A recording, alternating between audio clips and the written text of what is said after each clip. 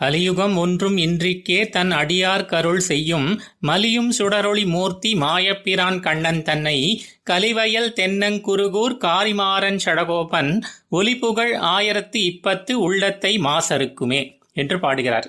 தன்னுடைய அடியவர் பிரார்த்தித்து விட்டால் அவர்களுடைய பாபத்தை நீக்கி வைகுண்டம் அருள்வது மட்டுமல்ல, அவர்கள் இருக்கும் இடத்திலே கலிதோஷம் அண்டாமல் செய்து யுகத்தையே கிருத்தயுகமாக ஆக்கியருளும் சுபாவத்தை உடையவன் அந்த எம்பெருமான். கலௌ கிருத்தயுகம் தஸ்ய, அதாவது கலியுகமும் கிருத்தயுகமாகவே ஆனது என்பதற்கேற்ப கலிதோஷம் எதுவும் தன் அடியவர்களுக்கு ஏற்படாதபடி தன்னை குறித்த ஞானம், பிரேமை, கைங்கரியங்கள் ஆகியவற்றை தனது கிருபையால் அளித்து அவர்களை மகிழ்ச்சியோடு இருக்கச் செய்கிறான். அவர்கள் மகிழ்ச்சியை கண்டு தானும் மகிழ்கிறான்.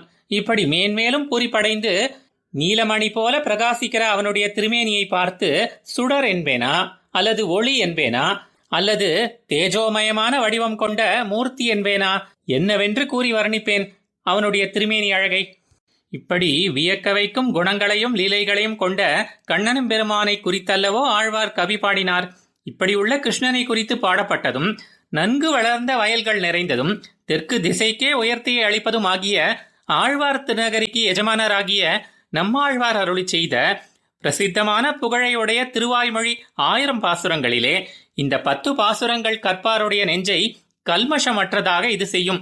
இதை கற்பவர் நெஞ்சில் உள்ள சகலவித அழுக்கையும் அறுத்து ஸ்ரீ வைஷ்ணவனாக இருப்பதற்கு தடையாக இருக்கும் விரோதிகளையும், அதாவது மற்ற தேவதைகளை பரதெய்வம் என்று எண்ணி வழிபடுவதிலிருந்து விலக்கி, மேலும் அந்த நாராயணனையே வழிபட்டாலும் கூட அவனிடம் சென்று தாழ்ந்த பலன்களை வேண்டுவது முதலான அனைத்து விரோதிகளையும் இது போக்கிக் கொடுக்கும் என்று இந்த பதிகத்தின் பலனை பயனுரைத்து தலை கட்டுகிறார். ஆழ்வார் எம்பெருமானார் ஜீயர் திருவடிகளே சரணம்.